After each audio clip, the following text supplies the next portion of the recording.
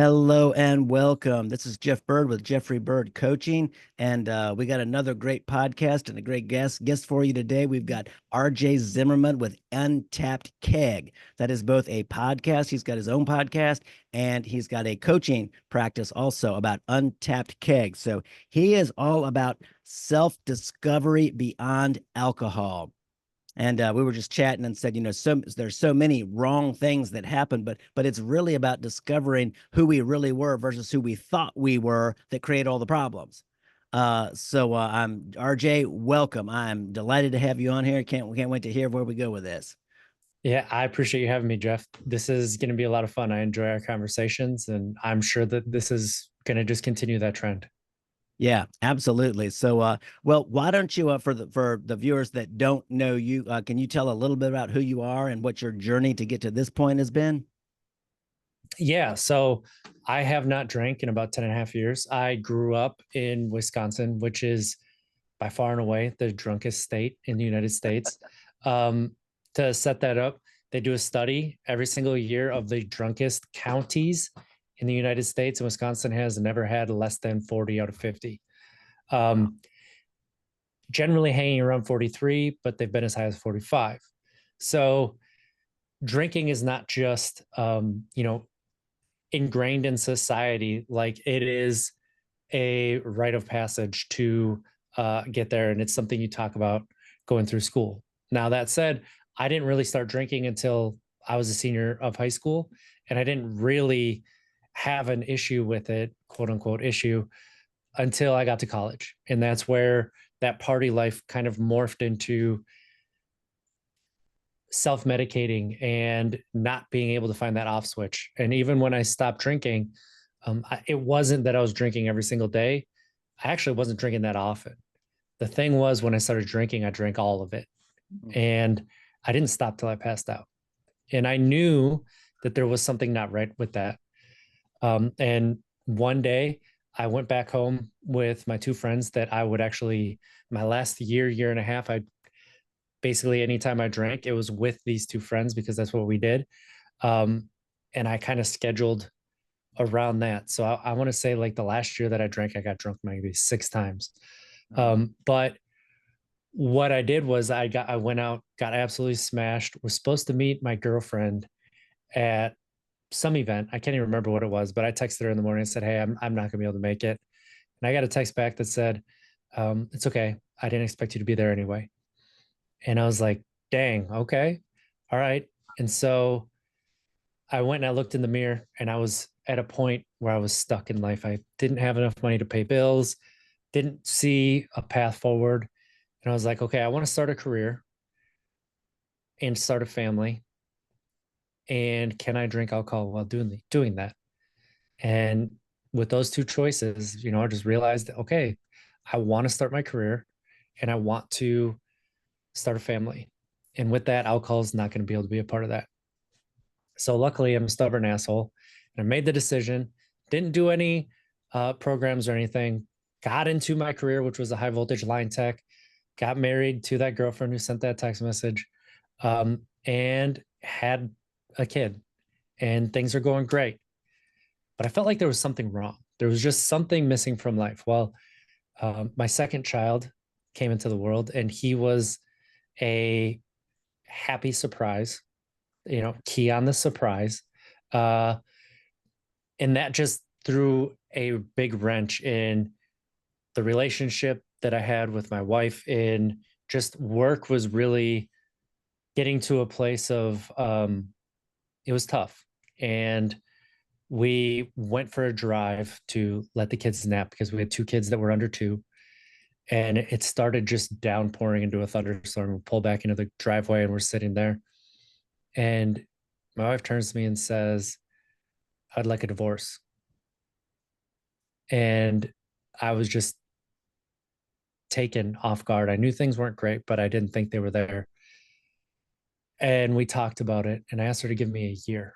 Give me a year to go to therapy, um, to do things different and show up and try to make the relationship one that she doesn't want to leave. And if in a year she still wants to leave, I'll sign the papers and just not question any of it. So I'm looking in the mirror. This is 6 years after I stopped drinking.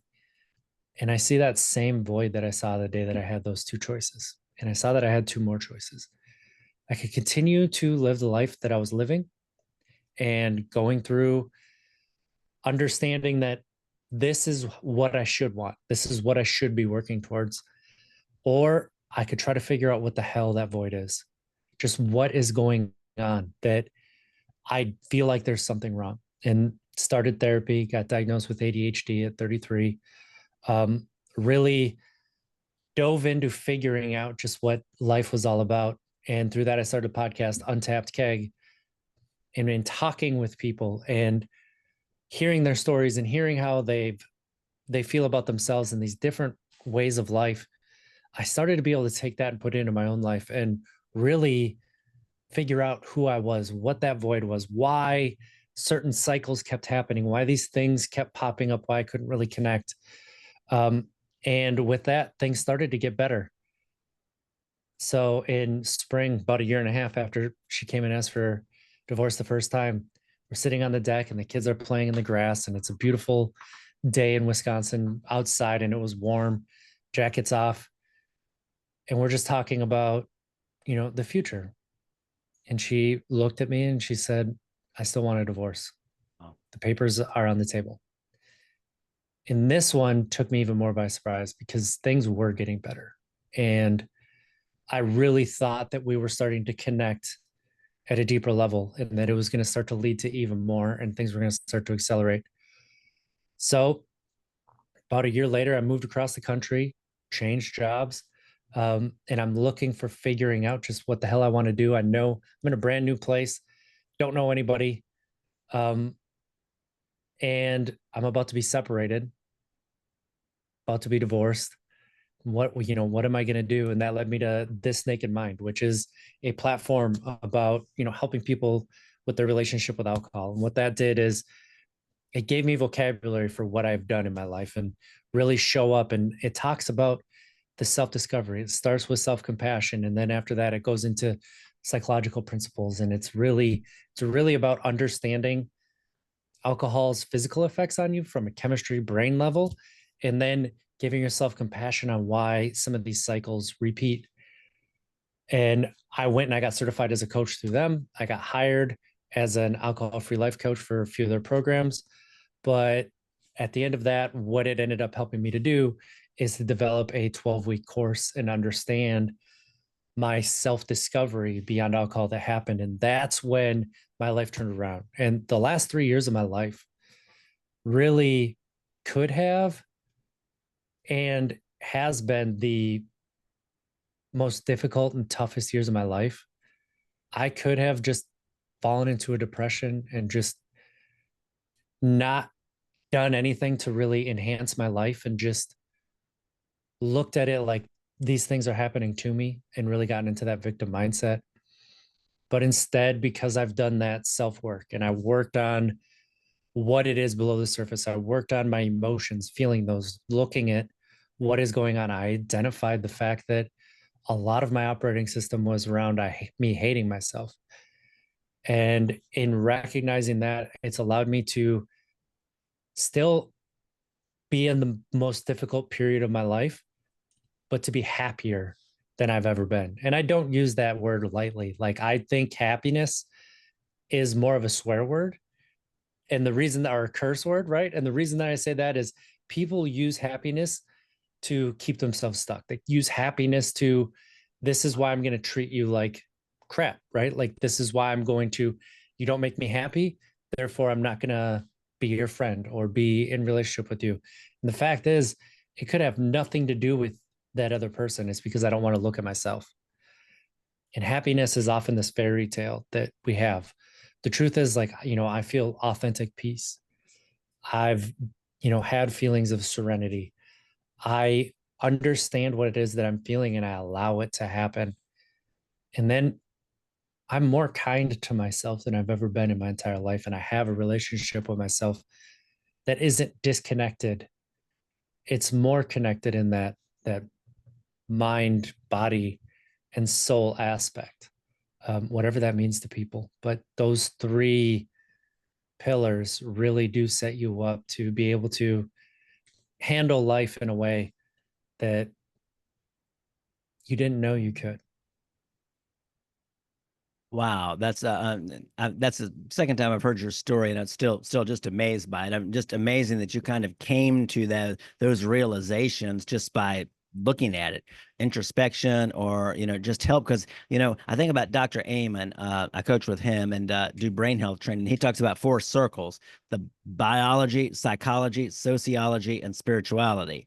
And it's like, wow, you had a lot of those things against you, especially just like when you talk about growing up and the percentages of alcoholism and whatnot going on around you. So it's not that anybody made you do anything, but they sure helped grease the slide. you know, it's like nobody Yeah. makes us do anything, but when we got all those influences can be so difficult.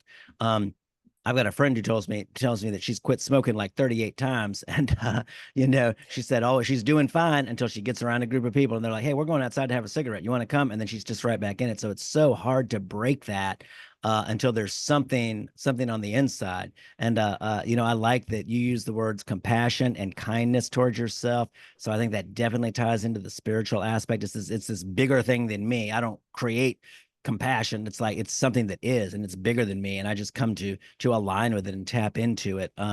But boy, that's beautiful. And the psychology, well, we've had a lot of talks about different psychology things and modalities and whatnot that are all so helpful to help us get a grip on this. So that's just a brilliant story of what's gone on and where you come from and where you're at now. So that's very, very succinct and very well said. So so what is one aspect? I mean, you come through so many aspects and done so well, but is there one aspect that currently you're trying to develop and wanting to get even farther on? Ooh, that's a good question. Really just taking these lessons that I've learned and understanding just because I've learned these lessons doesn't mean that I still don't have to implement when it comes to them or Rude. see where those lessons are showing themselves again. Um, and just understanding from a deeper level that how I'm worthy in developing that sense of self-worthiness in a way that I don't demean or undermine myself um, subconsciously, right? And I used to like to tell people, like, listen, I don't even my self-worthiness isn't just like, or my, self-talk isn't just or isn't just my self-worth is not just no self-worth. I'm starting from a negative self-worth point. And that was really true. That was how I felt um about myself. And just because I've dug myself out of that hole and I'm at a place where I do have some positive self-worth, that doesn't mean that I don't have to reaffirm my worthiness, and I can just like rest and be like, okay, now I know that I'm worthy, and everything else is gonna um come from a place of me being worthy. It's a lot of different moments of cycles, especially old cycles, showing themselves and having that honesty that, okay, this is a moment where I'm stepping into that self-sabotage again, or I'm stepping into that feeling of worthlessness again, and this is how it's showing itself. And just not getting to the point where I think that I already have worked through this, so I don't have to touch it again. Yeah. So when you find yourself in that trajectory or another person that you're helping coach and overcome this. So once you realize that, okay, I'm somewhere I don't want to be, I'm talking to myself or to other people the way I don't want to, then what are some of the ways that you help break that and bring that back into the right alignment and get it on track? I think looking at your sentence structure goes a long way in how you're talking to yourself. Are you using a lot of I am, right? Like definitive I am statements. Like um, one that's been really common for me in the past few months is like, I am nobody. Huh. I am it used to show up as I'm a piece of crap, or um, I am stupid, I am clumsy, I am all these different ways. And if you look at it, are you those things, or do you have moments where those things show themselves? And so breaking from that I am statement to that was, or this is, or that, that whatever the outcome is, separating it from myself and my identity. Um, just because I want to be humble, right? And this is where I find that I am nobody. Like, who are you to be teaching this? Who are you to have created, your own program? And it's like, well, I would answer like, I'm nobody, right? I'm no one. That's not true. Like, you know, I am RJ. I'm a father of two. I have gone through a lot of transformations. I have worked through a lot of crap and limiting beliefs and understanding myself in a way that I can allow other people to understand, or just see a path in front of them that they can take, whether they want to or not. And sharing my story just gives people the understanding that they're not alone. And so I am all of that, right? That is not nobody.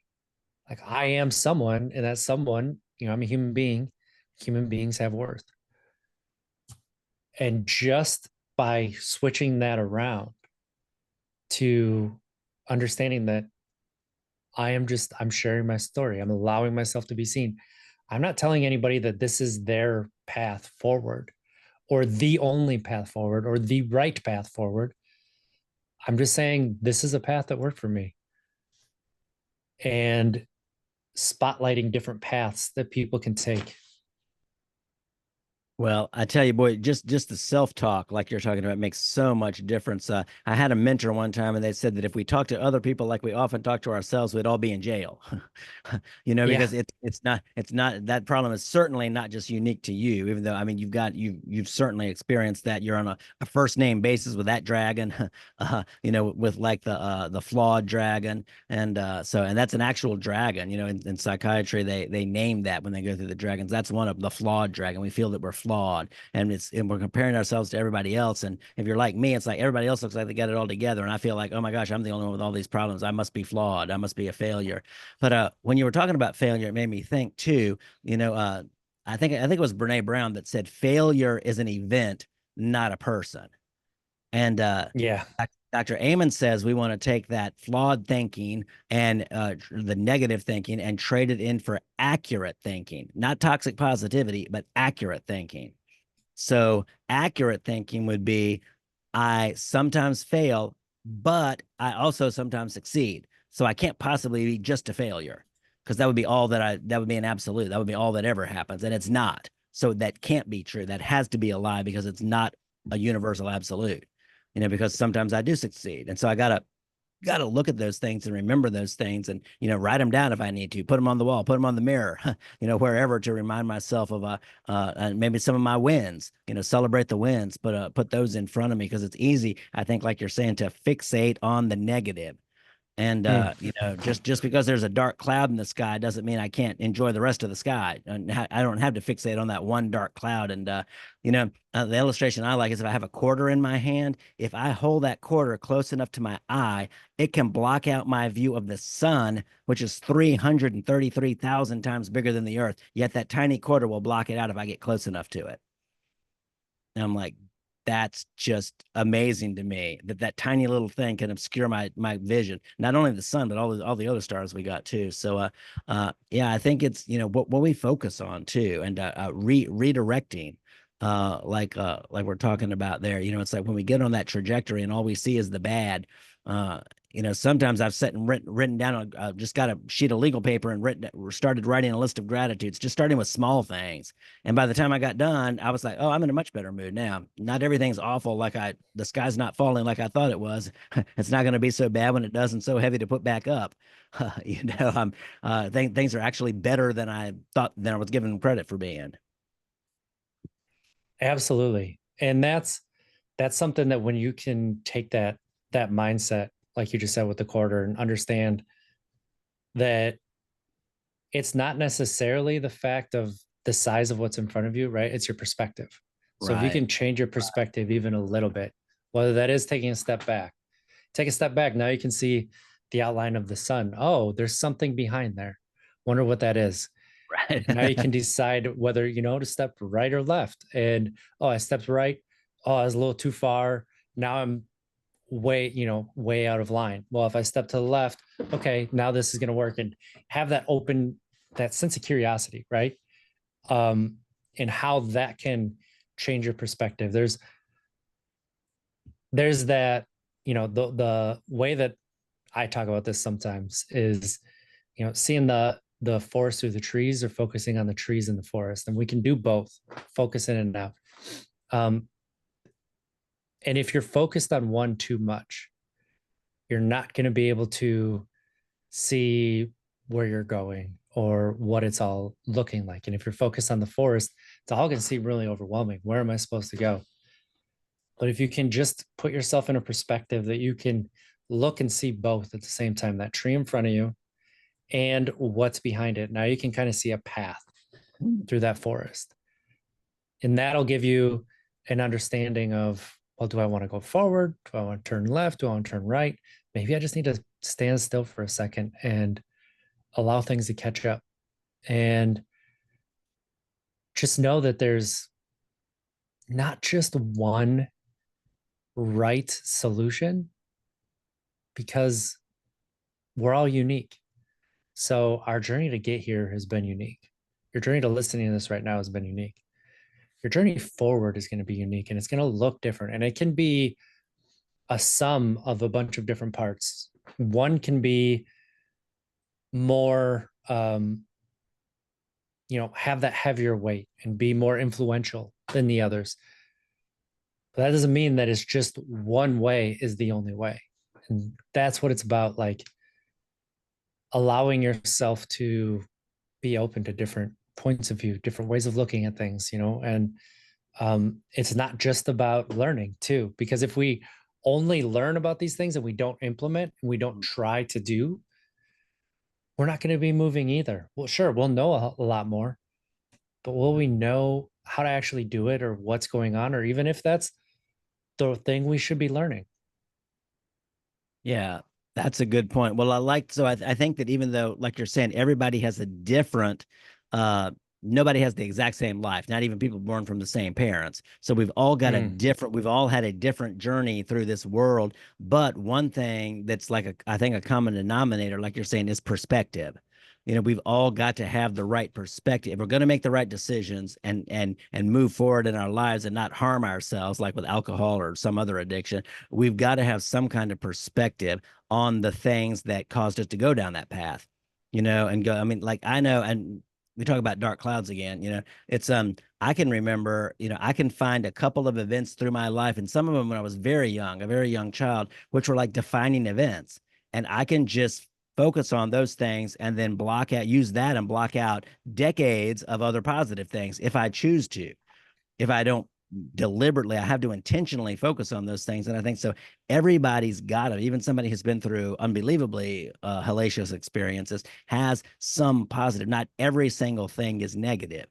There's something positive in there. Now there may be some large weights of the negative that were dragging through life, but there it wasn't all negative. There was still sunshine and sky and trees and birds and flowers and ice cream and whatever else there was. There were still some things in there that were bright spots too. It wasn't just all black clouds. And so I think getting out of that place, writing down some what I mean, we do. My wife and I do a gratitude list. I mean, you can call it by whatever name you want. Things you're happy about, things that went well, things you're grateful for, whatever you choose to name it. But it's like what is the good, stuff, the stuff you're glad is in your life.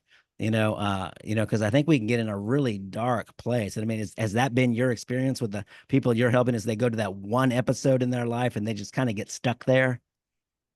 Oh, absolutely. And this is where what we've kind of talked about with the awareness being, this is a double-edged sword, right? Like your awareness, you are aware of those events that shaped you.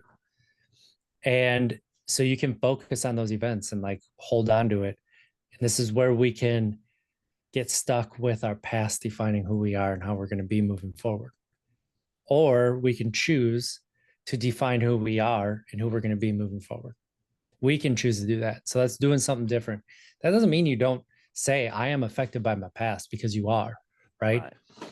But you also, as you said, taking that awareness from that negative event and only that negative event, and missing out on the people who were positive along the way, whether it was a teacher, a friend, just like an interaction with someone at the grocery store, just these moments where there was something to hang your hat on, to look at and say, you know what, that was okay. And then whether we want to admit it or not, like, our past is showing up in our life. And so subconsciously, unconsciously, like, that past event is going to dictate your behaviors. Now, if you take your awareness and you notice that, and you're like, oh, I'm doing this because of this moment.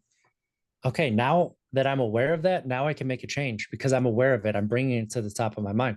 If it's in the subconscious, the unconscious, you can't change it at all because that's working in the background. That's where, like, the automatic reactions differ from your responses, right? And giving yourself that time in between making a decision, or from wanting to act to acting, period. You can put some time in between. So now you're responding instead of reacting. And if you can put that time in between, you can start to dictate, okay, this is how I may have acted in the past, but I want to be this person going forward. What would this person do? Well, this person's going to show up a little bit different. Yeah. And then all of a sudden you can look at it and say, okay, there was this thing I got in the way, whether it was in the middle of that reaction or maybe even after. Just noticing where that came from allows you to kind of like Monday morning quarterback it, or just look at it and do an after action report, or just look and say, okay, that was a trigger and I didn't realize that would be a trigger for me. That brought up this action. And that's really what a trigger is it's just something that happens that causes that automatic reaction. And now that I know about it, okay, next time I can do this a little bit different. And it doesn't mean you're going to hold yourself to that and be perfect, but you're just going to take a step to move in that direction. And that's the difference between just kind of allowing yourself to be on autopilot and just fixating on that past moment and being like, well, this is why I am the way that I am. And it's kind of it. Whereas you can take your power back and start to mold who you are. Yeah. So, and yes, I mean, that really resonates. Thank you for that. And I got a personal illustration of that too. That's kind of funny, but it really proves the point, I think. So it's like not too long ago, I was talking to my wife, and she's very creative. She's very brilliant. And so we were just talking about some work things. And so she had some ideas, and they were really good ideas, but I was not hearing them. I was just pushing back on that. And she's like, what's going on right now? Time out, what's informing that reaction? Because it seems like a lot more intense than what warranted it, if anything. And I thought about that throughout the day, and I thought, well, that's really right. That ties back to ways that I was communicated with decades ago. And I didn't like it, and I just worked to shut it out. And so not only did I shut out the more domineering, judgmental kind of communication with myself, I shut out all the good communication, good and bad. So I wasn't, like I wasn't discerning the difference between the two. I was just having an emotional reaction, not an emotional reaction, not a strategic response. So I was just lumping it all together and rejecting it all, including her advice. So I had to come back to her later and said, I am so sorry for that. You were so right. That was really good what you gave me. And I was just emotionally reacting to it based on other emotional actions and scenarios in the past. And, this goes to illustrate like a concept in psychology. I can't remember what branch, but like, we have scripts that we've built, whether we've actually acted that script out and now we have a lesson on it, or let's say we learned it through movies, TV, different items, hearing people's stories, right? And we put those scripts onto ourselves. And a lot of times, if we're not looking at that script, the script is just going to play out with how we think it should. And then we don't give the proper context of, oh, this isn't exactly what is in that script. Why am I continually responding like this? Or why did I just react when that's not how I wanted to? Yeah. So being aware of that script allows you to write a new script or edit that script and change some things so that you get to define who you are going forward and your past doesn't have to. Well, I love that that's an option, because like in that illustration I just gave you, it's like, so what I realized is, okay, so I did have some harsh kind of influences trying to tell me what to do in the past, that I was right to question and to have a conversation with, at least, instead of just rejecting all advice. And so I pushed out all this good advice too. That my script was, it's so my script became, I was telling myself it's just bad to get advice. But then what that did was, it's like, boy, it's hard doing all this alone. It's like we need a team, we need a community. I need a tribe, as it were. It's like of like-minded people to help give good ideas and bounce things back and forth and to move forward. It's a lot easier. It's hard trying to go this alone. And so when I realized that, it's like, okay, let me give the new script of that. Hey, it's really good to have the right people thinking into this with me and walking together with me. Life is a lot easier that way than having to do it all on my own. And just understanding too that it's not that you were alone, it's that I may have been closed off to receive support, right? By closing myself off, which, let's look at this through something that I talked about earlier, but that compassionate view. Why was I closed off? Am I closed off because I'm an asshole? Like, what is wrong with me? Why wouldn't I open myself up to somebody that I know cares about me? Like, why would I close myself off? But if you look at it and you're like, well, of course I closed myself off. Look at all the instances that I have that reinforced me closing off, that I Right. wasn't getting advice, right? I was actually being, like, people were criticizing me to the point of, demeaning me. Right. So, in order to protect myself, I closed myself off to advice that was coming from a good place, but maybe I looked at it like it was harsh criticism and it made me question my worth. And so when you can understand where that's coming from, and to me, that's what compassion, self-compassion is. It's not just it's not giving you an excuse and saying, I can act how I want to act. And it's okay because I'm human. And this is why. Like, that's not what self-compassion is. Self-compassion is still holding yourself to a standard, but giving yourself the understanding as to why you might be operating against that standard. Giving yourself understanding why you may have acted the way that you did in the past, that you look at and you're like, that was a mistake. When you can understand why you made the decision that you did, and you don't take Mm. the knowledge that you know now, the knowledge you have of the outcome, and put that onto yourself at that time that you made that decision. But instead you look at, what was the information I was acting from at the time I made that decision. Now you can, oh, well, of course I made that decision. It was a 50-50 call. And you know what? It was a 20% chance of success, but I wanted to take that 20% chance. Yeah. And giving yourself that understanding allows you to just be okay, not just with where you are, but okay with making decisions in the future, or show up open to receive advice or, help, or somebody wanting to be that support in your life. I love, and you mentioned it a couple of times, but the phrase giving yourself understanding. I love that, because I think there's so many times we don't understand at all why we do what we do or what's informed us.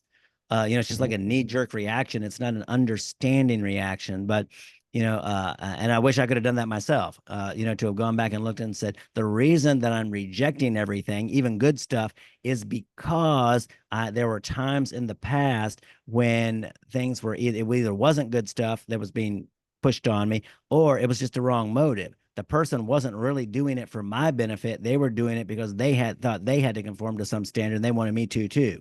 So it was really about making them feel better. So I mean, I giving that understanding, I think goes, okay, so now let me be open to the right people and the right advice at the right time and think about it, weigh it, and then see what fits and then what I need to carry forward. And it's so good to be able to understand, like you said, that you can take your time and weigh things. You don't Right. have to have an answer right now, right? Like somebody's giving you advice or offering, hey, what do you think about, this or the ideas, right? You don't have to say, that's great, I'm going to jump on that right then. You say, I really appreciate you offering these ideas.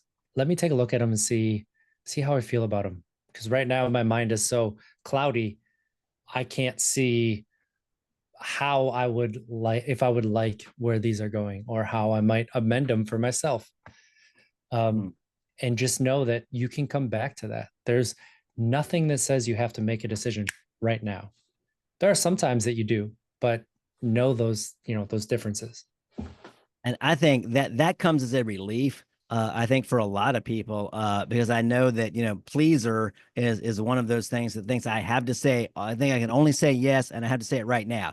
Got to make everybody happy right now. So that comes as a lot of pressure to react to, and to be able to just give ourselves that grace, that compassion that you just mentioned, to just say, okay, thank you for doing that. Just like, I'm going to think about that, or I need a little bit of time to think about that. I think that's just so brilliant.